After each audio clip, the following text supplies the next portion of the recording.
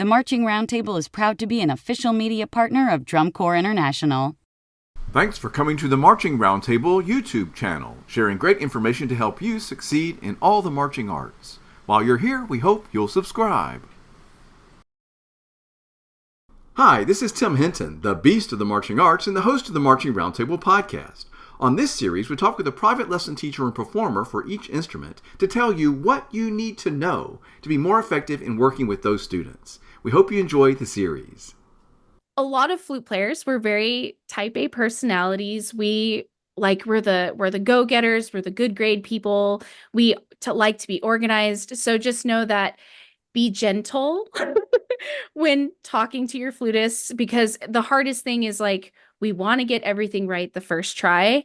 And I always reiterate to my flute students all the time who are those high achievers that this is not something that comes day 1, day 2, day 3. It might take a week. It might take a month. Everyone's growth is different.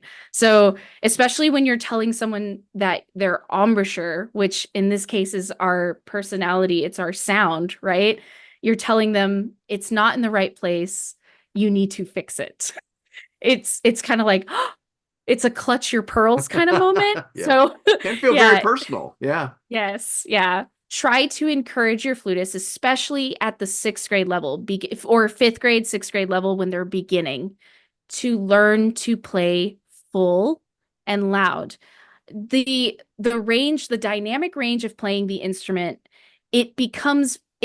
playing piano is difficult on flute. It just naturally is, because there's a lot of finesse, a lot of control that has to happen with the embouchure and the aperture.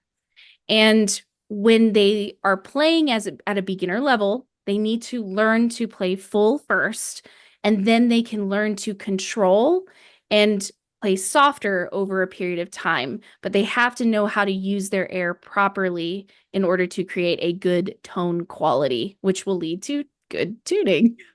This podcast is sponsored by FJM, Fred J. Miller Incorporated, found at fjminc.com. Hi, everybody. Welcome to the Marching Roundtable podcast. This is Tim Hinton, the Beast of the Marching Arts, and we're talking flutes to everybody. What does every band director need to know about flutes? I'm here with Kirsten Guerra. How are you, Kirsten? I'm doing well. How are you? I'm doing great. So thank you for being the flute guru for this series. Listen, everybody, she really knows what she's talking about. So, Kirsten, introduce yourself.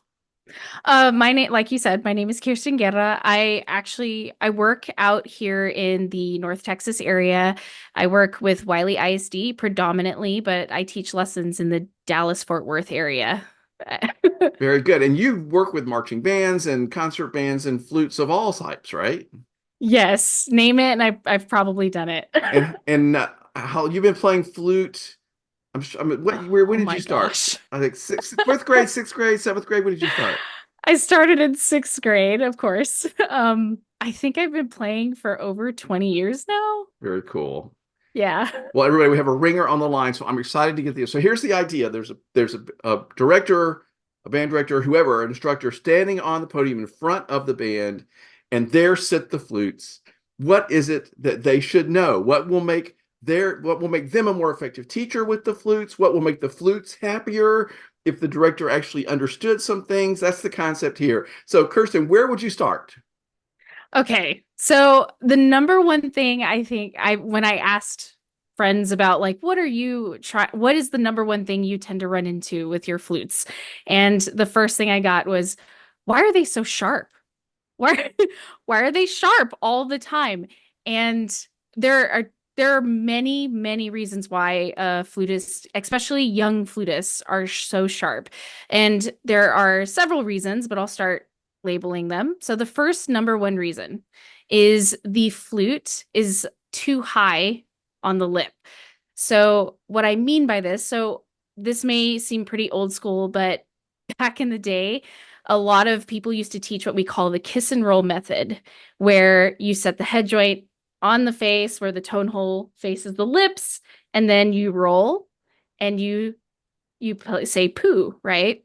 Well, that sets the flute up a little too high. So what we want to do, this is the best way to approach this, and it may not always work at first. It's, trial and error. You have to test it out over time. Sure. But we want to set the flute underneath come underneath, wiggle it up a little, and then we want to bring the corners forward, like we're saying, and then ooh. That's the first one. No, But that is fantastic. Listen, everybody, if you're not watching the video version of this, you need to be watching the video version of this, which is available at our website. So I love that. I think it's going to be, yeah, it's going to be on YouTube too, everybody. So Kirsten, I love, if that's okay with you. oh, perfect. Yeah. Yeah. Okay. Let's get this information out to everybody. This is my thinking. So, all right. So just really the flute's not placed correctly. And if it's too high, that tends to make them sharp. Yes, incredibly sharp. It's like it's the number one thing that most flute players, young flute players, because let's be real, when the flute is set a little higher up on the lip, it's easier to make a sound, but it also doesn't make the greatest sound, and then the tuning's off. So what I like to believe is one of my favorite teachers, Gary Garner, has said this to me a long time ago, was you not only want to be in tune, but you also want to be in tone. And a lot of the times our flutists don't always have the best tone because tuning and tone go hand in hand. So Don't they for sure. That is great advice, everybody. Okay, I love it. Okay, so really, especially with younger players, you just need to work with them on the placement of where the flute is, and that can solve a multitude of issues for tone and tuning. Yes. Love So placement. And then this is the part where it gets a little different because I talk to my students about this all the time, especially with beginners. And I say, we're the outlier. We don't have anything that goes in our mouth. We don't have anything that goes on our lips. We have an instrument that goes right underneath our lip, and we have to just hope that it works. And the thing that tends to happen is we can't really see what's happening in our mouth. So the next step is making sure our teeth are far apart. Now, this is not very different from like playing a brass instrument. We need to have the teeth further apart. So, and I tell students with caution that I don't do this at school. I let them do this at home.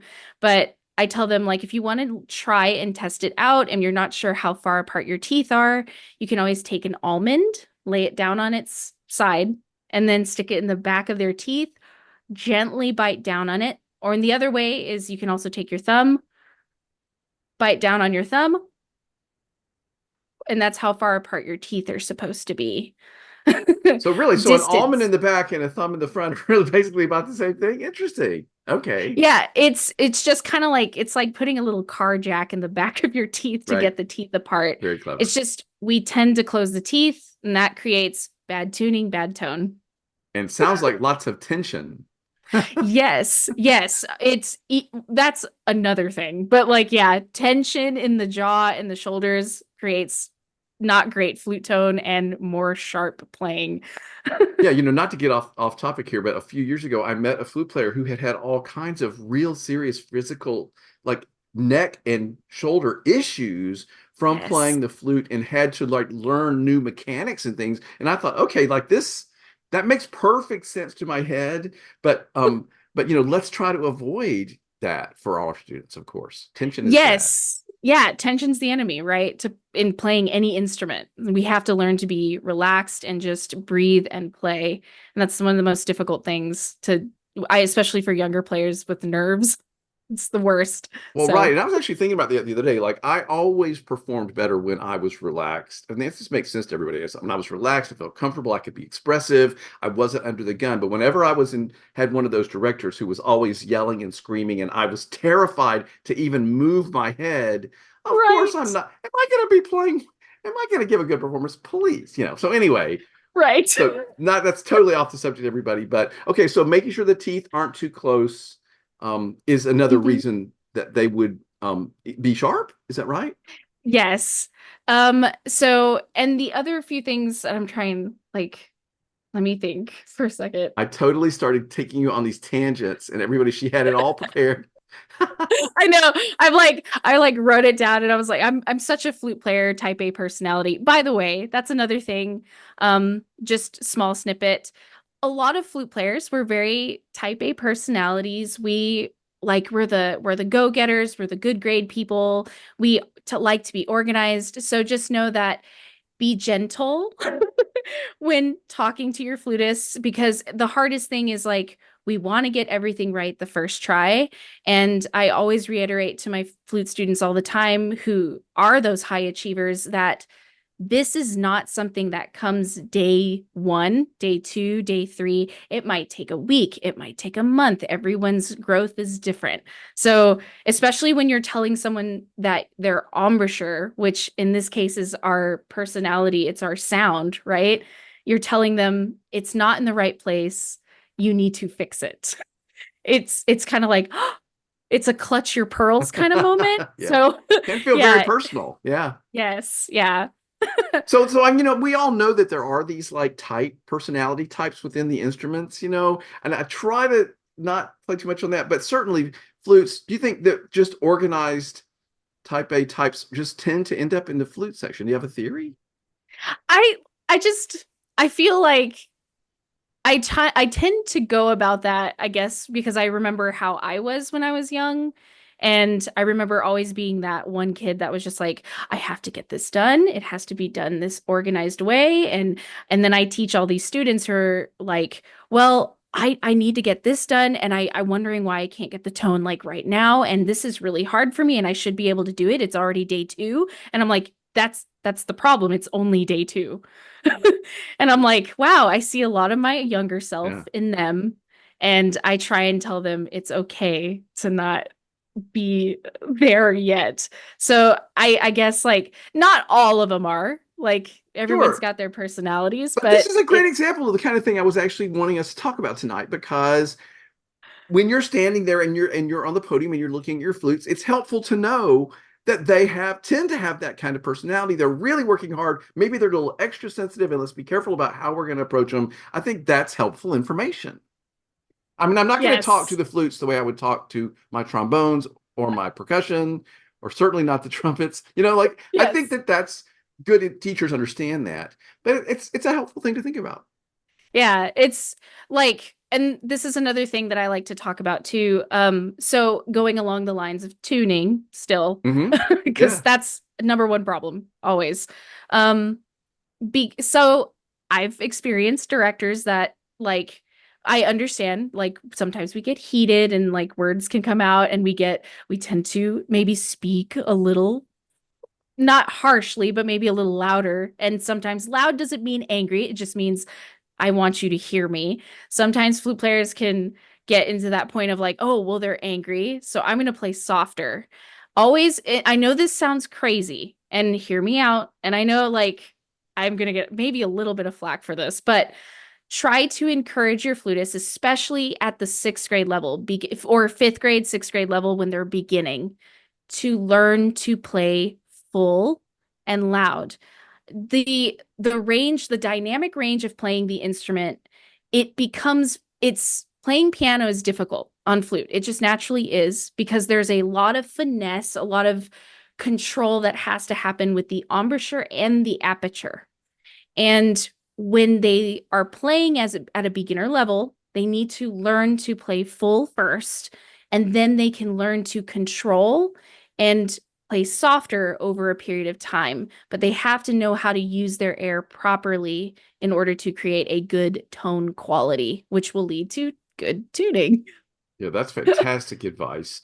And I think that you're right, that perhaps the type of student we were talking about might want to be timid and not make a mistake, but this is not the time, right? This is the time to be bold. Yes.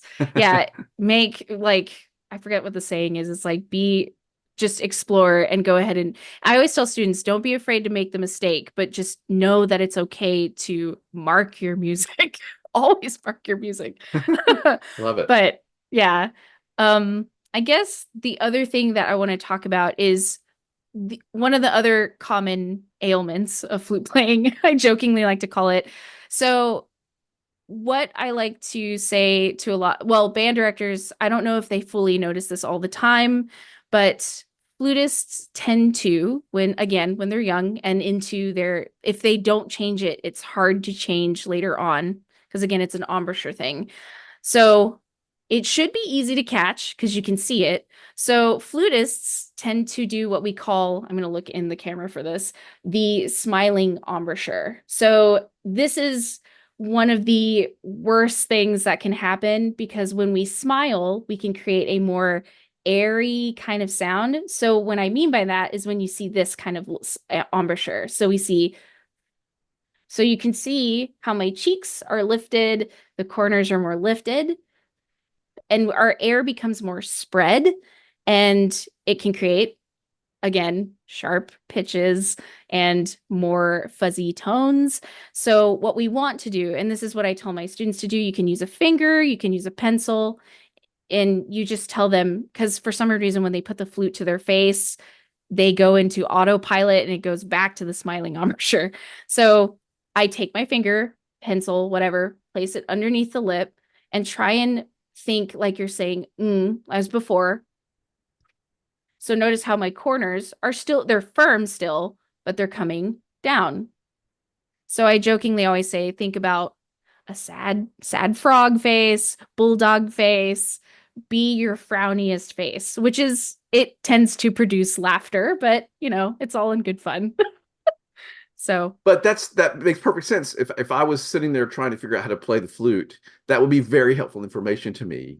And especially if I knew that if I've tried to smile and I'm going to mess up the air, then, you know, the sad frog is the thing. Yeah, like that. And this is like the most, when I asked questions to all my director friends and people that I work for, this was the number one comment I got was like, why do they play so sharp?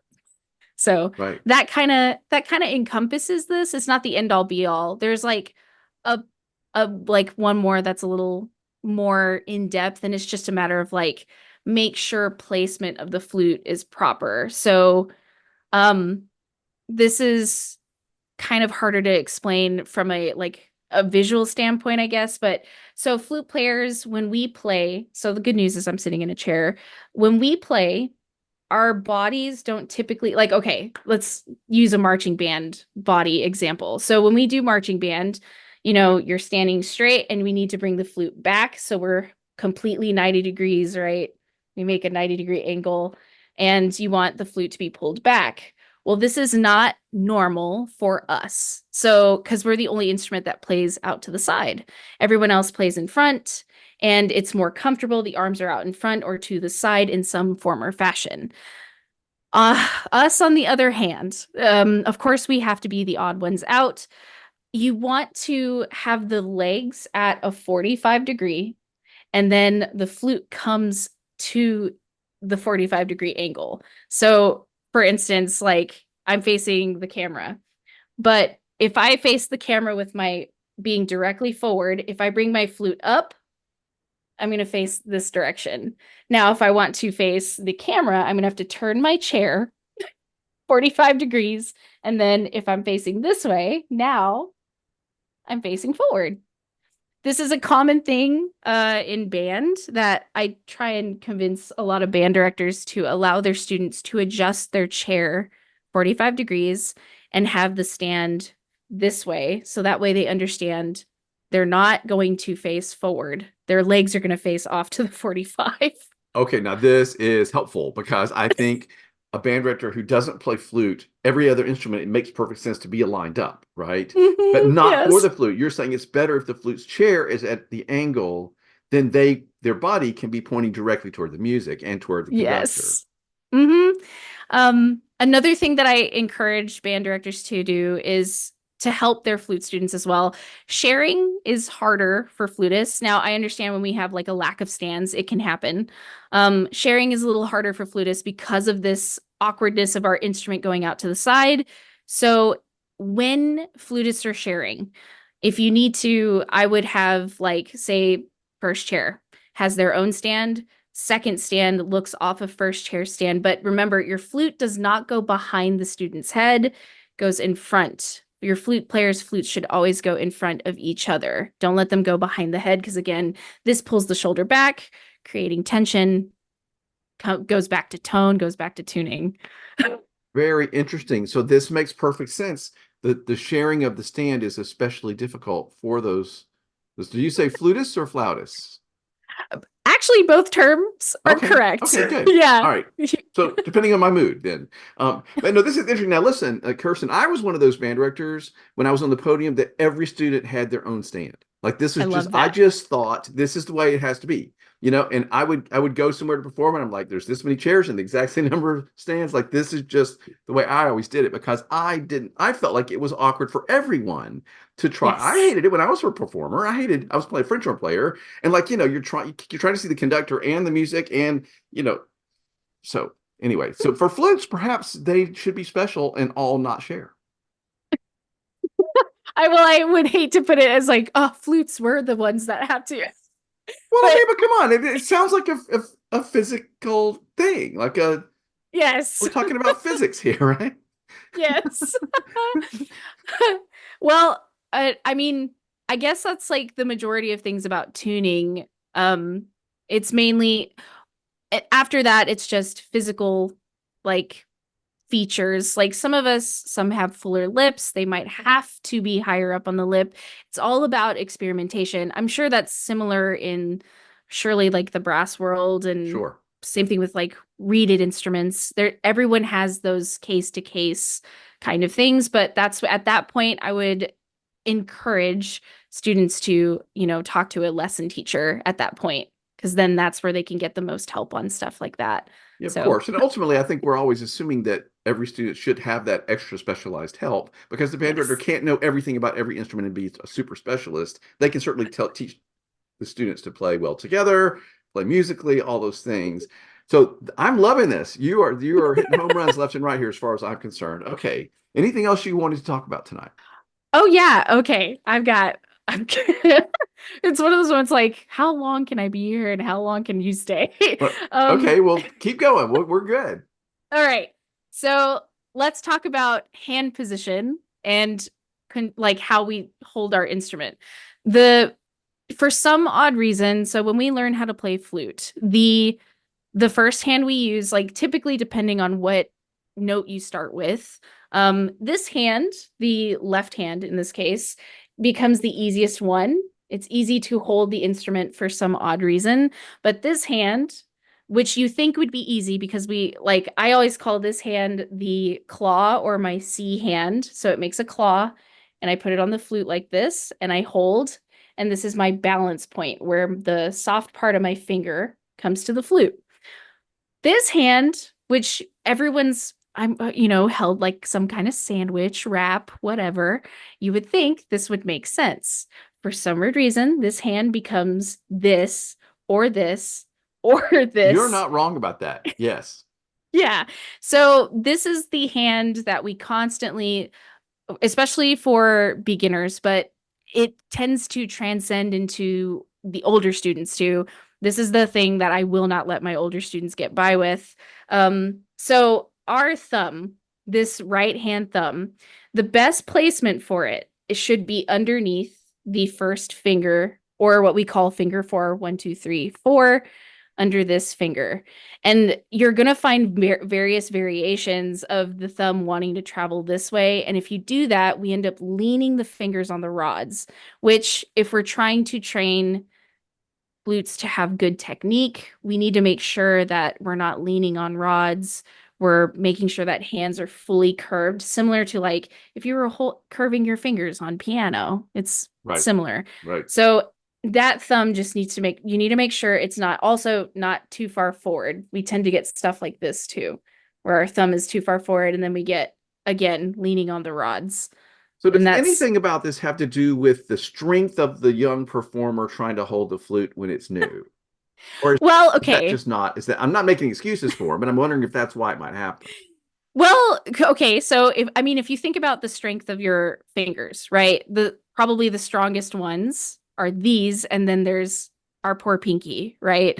And flutists suffer from what I call weak pinky syndrome.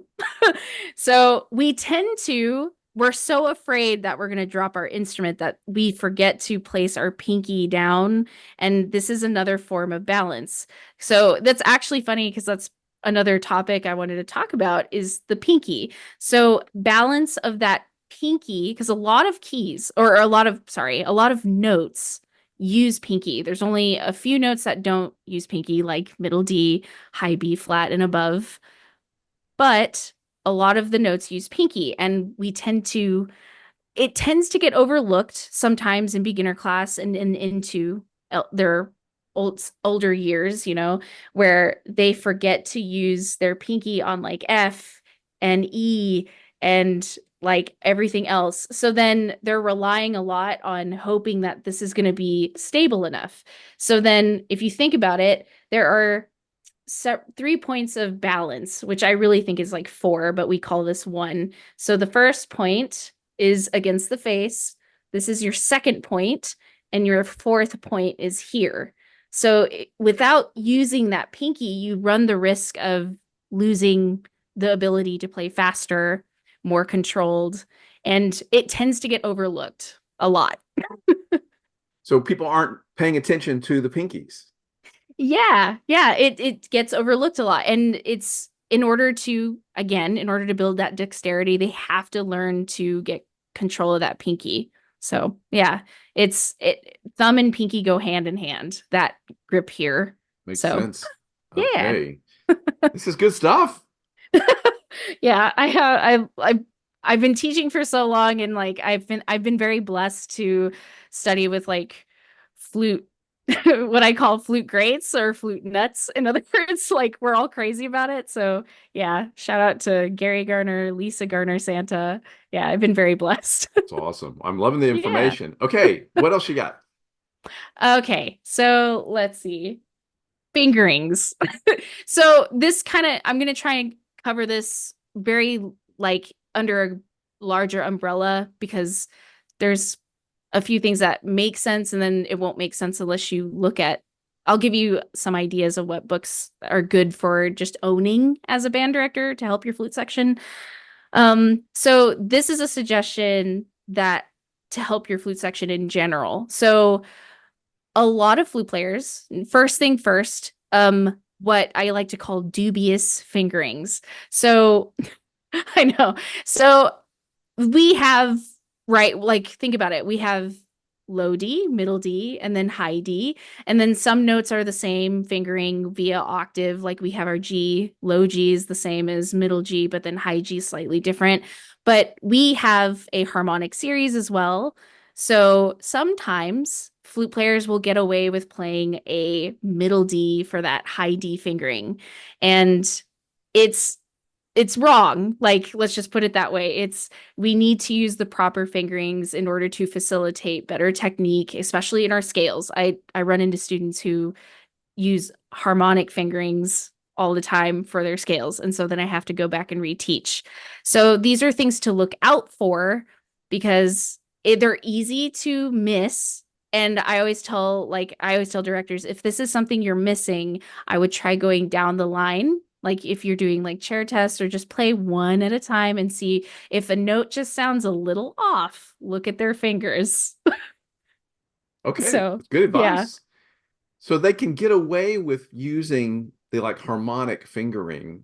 A lot. Okay, but that's not going to help our tuning or tone, I would assume, that we were talking about earlier. Oh yeah, again, if you're using, like, there are times to use harmonic fingerings. Like flute players should use them when they're older, for especially like in really fast technique passages, like especially in marching band music, those woodwind sections go crazy. So like some harmonic fingerings can help.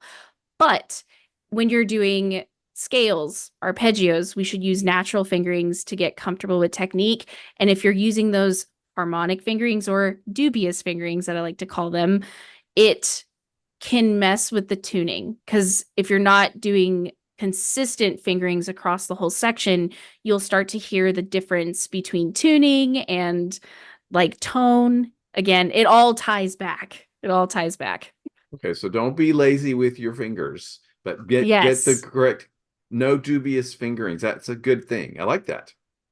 Yeah. Okay. And then going along the lines of that, this is a suggestion that I've suggested to directors before. Try and always get your flute players a trill chart. and a fingering chart, mostly a trill chart, 100%, because I I guess like I was a little crazy when I was a kid and I loved learning trill fingerings, but students should know their especially alternate fingerings. Like for instance, again going back to tone and tuning. So like F F natural above the staff on flute is naturally really sharp, and even if we're adjusting and we're in the right place, can still be sharp sometimes, especially if you want them to play fuller and louder.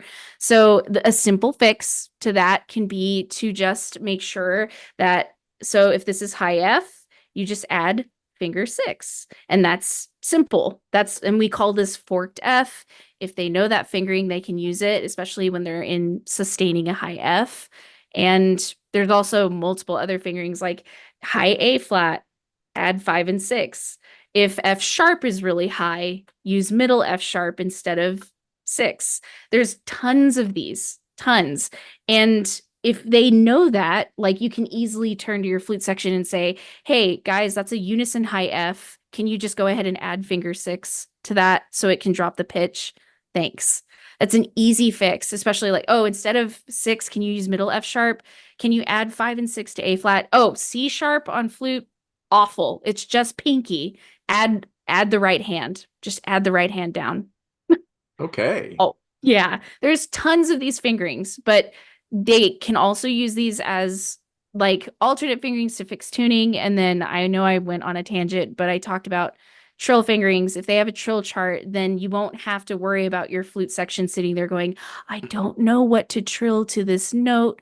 As long as they note it's always the note above, they can look for it in their notebook and then close it and go back. Always Okay. have a trill chart. So you're suggesting a trill chart, and you suggested also a fingering chart, or was it an alternate fingering chart? Which one did you say?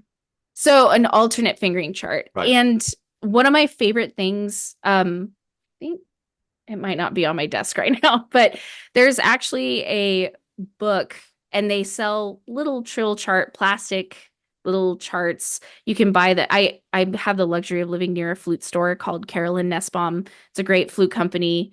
They sell a lot of flute stuff, but they sell it's the Herzbaum. I forget how to spell it, but I know I think it's Nestor Herzbaum. They have a little tiny trill chart that fits in their flute case or in their notebook.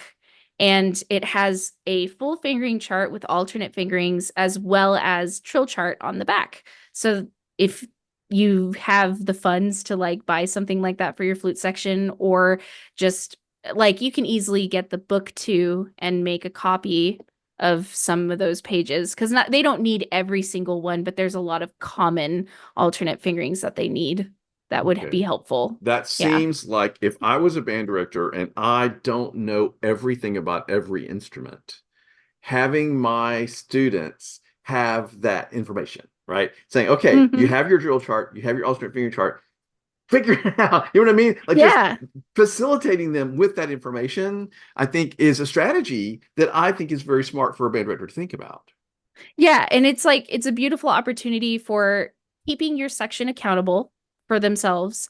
And then it's an opportunity for you to just go, flutes, can you take 5 minutes to figure this out while I go work with the trumpets, or I work with the trombones on this? And it won't take them long. So yeah, as long as they know what they're looking for. Yeah. So, I mean, it's great if I know it, but if I don't know it, if I know that they are equipped, and if from our earlier conversation, they're going to be the kind of student that would really like to have that and be prepared and be ready to know where they can look to find what they need to know. So I love all of that. So that setting them up for success with those extra charts is a very smart suggestion. Yes, absolutely. Loving it. That's great. Yeah. I think after that, it's just really one of the most okay, this one's a big one. And I every time I have this conversation, I feel like I get band directors either really upset with me or agreeing with me. So I apologize for causing any controversy if it happens. Okay, all right. So this is my favorite phrase: to thumb B flat or not to thumb B flat. So how poetic. Yeah, so that is the question. So Indeed.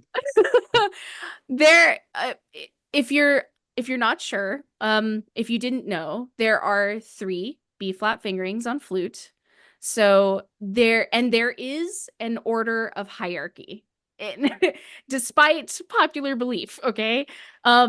Because, and I'm not knocking any band book, like beginner band book, or it's one of those things. It was taught this way a long time ago, and we, for some weird reason, have not changed it. And I hope someday it does, but it won't. So for a while, fingers crossed. But 1 and 1 or 1 and 4 is the most common fingering taught in every beginner band book. And it is the most inefficient.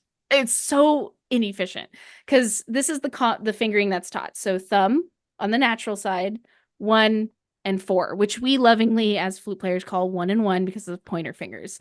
That is the most common fingering that's taught. But it is the least that it should not be used. Hardly ever. It should be used. It's almost like in an emergency. Use it in an emergency. All right. And I mean, I'm in a way, I'm kind of joking, but let's talk about the fingerings in order of what they should be used. So the first and most common fingering that should be used should be thumb B flat. And what I mean by that is, so we have 2 keys on the back of our thumb. So that is, you can lovingly call it double thumb for your little flute players, and then 1 pinky. This is the easiest one to use. And if you think about it, like F major, 1 flat makes life easier because you can set it and forget it, if you know the commercial from years ago. So F major would be so much easier to play with thumb B flat versus going F, G, A, B flat. That's so much more difficult. So it's just one of the simpler things that you can teach. And like a lot of flute players are going to try and play their F major scale by going F, G, A, B flat.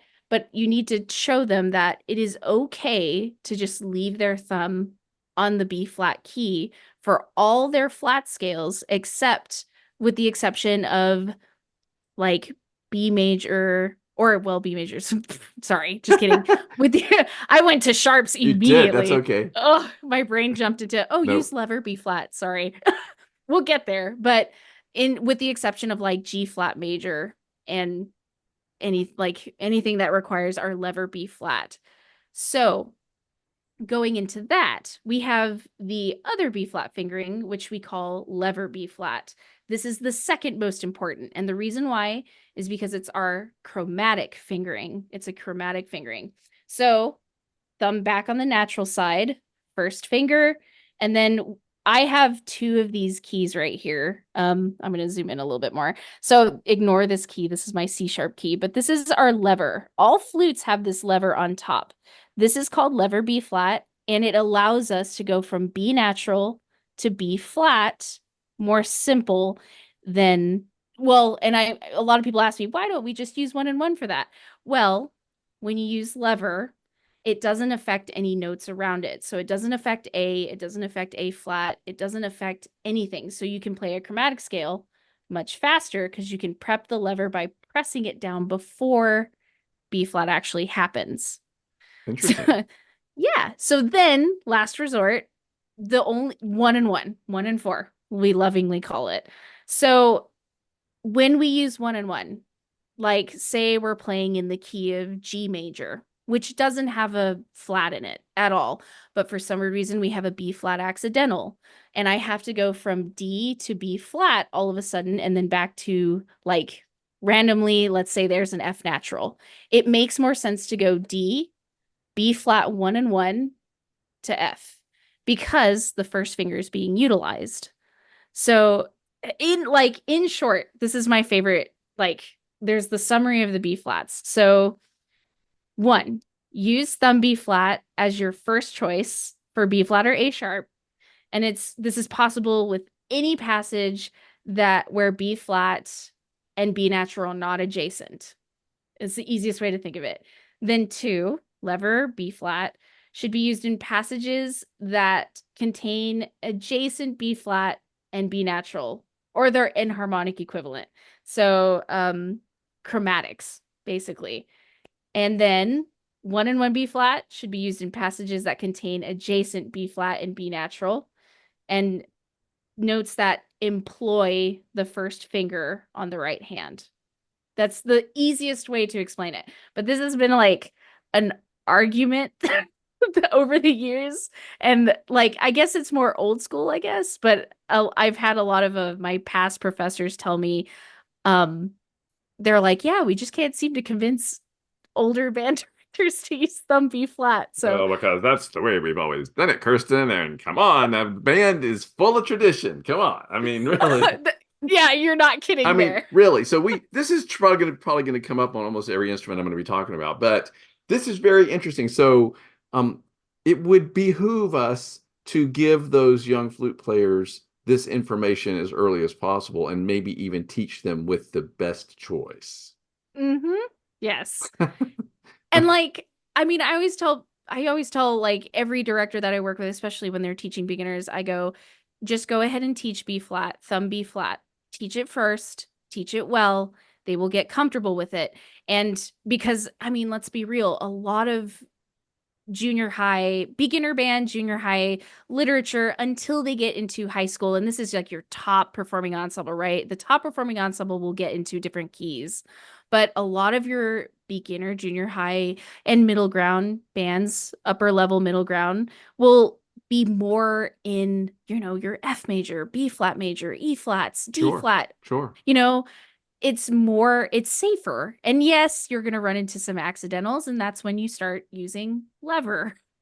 Okay. 1 and 1 is last resort. All right. So there you have it, everybody. You heard it here.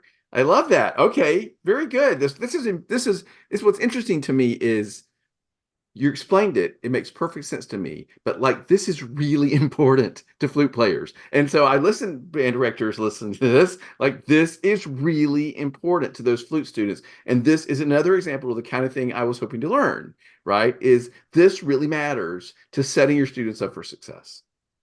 Yes. Well, flute players are very passionate about this. Very passionate. And well, they should be. I mean, it's part of what they do, right? And they want to be great. So that makes sense. Yeah. Okay. Okay, good. You have more, or is there anything else? I'm open to whatever you want to share. Okay. Well, we can talk about petite flute players. Meaning, like, I don't know if you've ever experienced this in your lifetime or whatever, but I've had like students, or at least I feel like nowadays students seem smaller. Like, they're a little smaller naturally, like they're very tiny. Arms are small, fingers are a little smaller. Let's talk about accessibility. So our instrument being as long as it can be, it's not heavy, but it is long. It can, I do run into students that are all of a sudden, they're kind of small naturally. Their hands are smaller. So I'm sure you've noticed, like, my flute is open hold. I've ran into teachers who are like, it is okay for flute players to have plugs in their flute, and it is okay I would double check your flutes to see if they're actually covering some of their holes, because you can remove one, you can remove two, you don't have to remove them all. But it is good for them to start realizing that a lot of those holes are used to help facilitate good hand position. And then hopefully later on, if you have a more advanced student who wants to experiment with quarter tones, beatboxing, any kind of that extended techniques, opening these holes are going to help a lot. But just know that it is okay to let flutes begin with their plugs in. And if you do have a flutist who does have a closed hole flute, that is okay too. It's all about accessibility. We want the student to have the chance to learn an art that, even if they're too small, they should be able to do it. There's also curved head joints for those who are really small. So Jupiter makes them, Yamaha makes them. So if you have a student whose like arms just can absolutely not reach, you can get the Jupiter ones are actually cool looking. It has like a U shape. So that is an option, especially if they're just really, really small. And also note that, like, it is okay for smaller flute players to bring the elbow in this way, to bring the elbow in. Because the other thing too is this might get me in hot water too. Try and teach your flute players to learn to play completely across at first.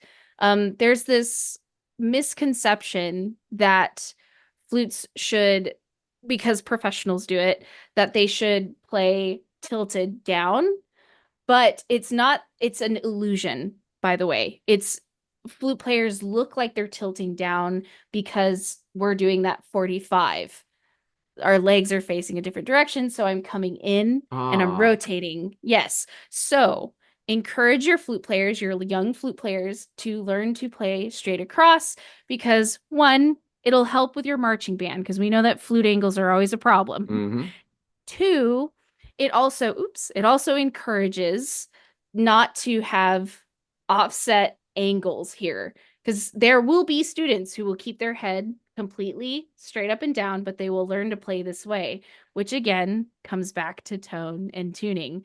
They're set up in a way that it's going to cause not a so great sound, and it's going to be more frustrating because then you're going to have to keep telling them, come up, come up, come up, and then make sure that they're not too far forward, not too far back. Unfortunately, our instrument you need to check the up and down, the front to back. All the planes, planes, right? All the yes. angles. Yeah, absolutely. It makes perfect sense. And that's a Yes. lot to watch out for. But it sounds to me like the idea of the turning of the chair is the first step, right? Yes. Because yes. then they're not trying to figure out how to not hit Susie in the face and like the whole thing, right? Like that just makes sense to me. That's a good tip. Yes. And this is it's all coming from stemming from understanding that all this plays a huge factor, and just notice, like take a moment someday, like if you're in your band rehearsal or you're doing a flute sectional and you're watching your flutes warm up, just watch them for a little bit, let them warm up and don't let them know you're watching them, and just notice what are they doing, what could possibly, especially if somebody's been having some problems with tone or their tuning or technique, just noticing what like their body is doing, like because the like look at their hands, look at the way they're sitting. Look, the more we can release tension, the more we can get better hand position and better placement, you'll foster a fantabulous flute section. Love that. I'm struck by hearing you explain all of this, that it seems to me that flute players might be especially set up to learn bad habits early on, because you're talking about a lot of things to think about. You know what I mean? Like, where's my finger? Where's the angle? Like that's a lot. I think, a trumpet kid is holding his trumpet and trying to figure out how to play on that mouthpiece, but there's not a lot of complicated things. Yes. I think where it becomes a little difficult, and I guess this is another, well, okay, so if you have flute players who aren't in lessons, or if you're in a district that doesn't have access to like lesson teachers to help pick repertoire. So I'm sure most band directors have, like, if you've noticed, like a lot of flute music is it's either really easy or it's really, really difficult. There's not a lot of middle ground for us. So unfortunately, you're going to get the flute player who's really bored, or you're going to get the flute player who's either really stressed out from the technical facility that they like all of a sudden feel like they need to know today. And sometimes you have, like, I know I have 7th graders who end up in the top band at their junior high from 6th grade beginner band, and they walk in and they're like, I can't do this. And it's like, just give it time. But that's the problem with flute repertoire in band music, and as well as flute solo literature. It's the same. There's no middle ground. Really? A lot of that middle ground is very difficult. Yes. So when picking literature for your flutes, it's one of those things like just know that the technical facility, like, we're expected to know a lot of information from our beginner year. Like, we need to know at least in in the perfect sense, right? I'm talking about like the perfect flutist from 6th grade should know up to at least their high G. And in perfect, like we're saying above average would be your high B flat and C. But that's a lot to expect from a beginner, but it's not impossible. But just know it's very common for there to be a lot of bad habits because they're trying to do the task at hand as quickly as possible rather than as efficiently as possible.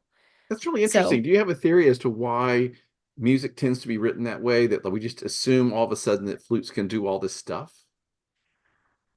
that's a good question. I would think the reason why this happens is just because a lot of flute literature, so like this is pedagogical and it's probably a little boring, but a lot of flute, like let's talk about excerpts. So like our all region music and everything that gets selected every year, a lot of these pieces were written by flutists who had invented a new part of our instrument that was added to the instrument through the years. So the reason why I feel like the literature got more and more difficult, because if you think about it, when we go back to like the old traverso, which is just a wood with one key, you have holes in one key. A lot of that literature was done like slower. A lot of Bach partitas are slower, but there's still some technique involved, but there was no keys. You just had to move your fingers in the right order. But now we have keys. And then as it got more stuff got added to that flute, more technique got developed. And then I feel like that's what happened. Like it was just expected like, oh, well, now I can play this much faster with this new key. It's added. So I wish in some way we could find a way to get more middle ground pieces for our flutists that need, or especially for advanced beginners. But Yeah. I think that's just one of those things, like there's like a lapse in there somewhere, especially when I check like the PML. It seems like there's some pieces that like it just doesn't seem as accessible sometimes for Yeah. flutists who would want to do those kinds of things. All But right. So listen, everybody out there that's listening that is a flute composer or knows someone who's writing music for flutes, you need to talk to Kirsten about this, because let's get some music for that middle ground there. I think that's that makes a lot of sense, and it sounds important. yeah, but yeah, that's my spiel on flute. Well, I have to tell you, Kirsten, I thought you were wonderful. And this was actually really practical, helpful, smart, exactly the kind of thing that I was hoping that you were going to share. So I'm super impressed.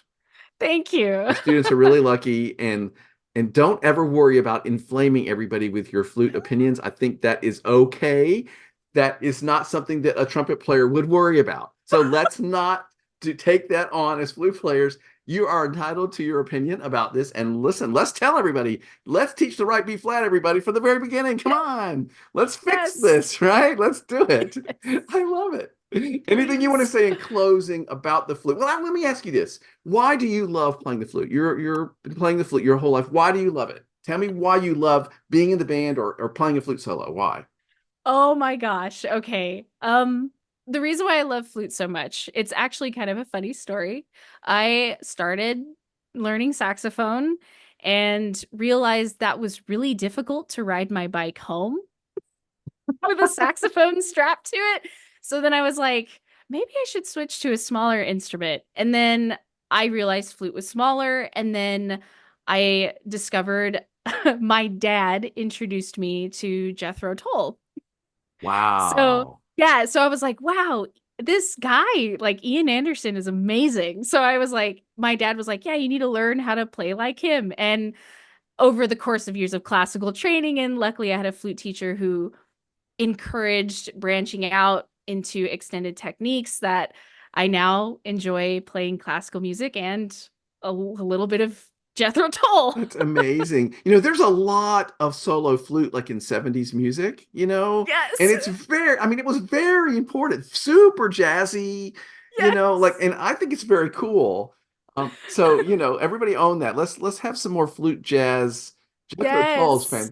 fantastic. I love that your dad equipped you with that early on. Like, that's very cool. Yes. I was very That's lucky. cool. And you had an easy ride with your bike. So when you were playing piccolo, you were probably especially ecstatic. Oh my gosh, I loved it. And all the Just- tuba players listening right now are like, ugh. I know. I feel so guilty. I'm so sorry. Hey, it's a perk. Own it. It's okay. It's a perk of playing the flute. I totally get it. Own that. I remember schlepping my French horn around the school bus. That was awful. So there were mornings when I probably wished I had a piccolo really badly. Yeah. Kirsten, this was so much fun. You were just wonderful. Thank you for sharing this information. Thank you for having me. Make sure you watch for all the releases in this series, and we hope you'll subscribe here at YouTube so that you don't miss a single release. Thank you for watching. Marching Arts Education is the home of the Marching Roundtable podcast. We give you access to the top marching arts professionals through live webinars, podcasts, videos, interviews, and online coursework. With over 1,000 podcasts and hundreds of webinars and videos, there are hours of great professional development for you and your staff. Sign up for a membership to Marching Arts Education to get complete access to all webinars, videos, and podcasts, plus discounts on coursework. Many directors are using professional development funds through their school or boosters to make these resources available to their staff. Imagine what you could do with so many great new ideas from the top professionals in our activity. Subscribe to our YouTube channel and sign up for our newsletter to find out about the latest podcasts, webinars, and new content. Find all of this and sign up at marchingartseducation.com.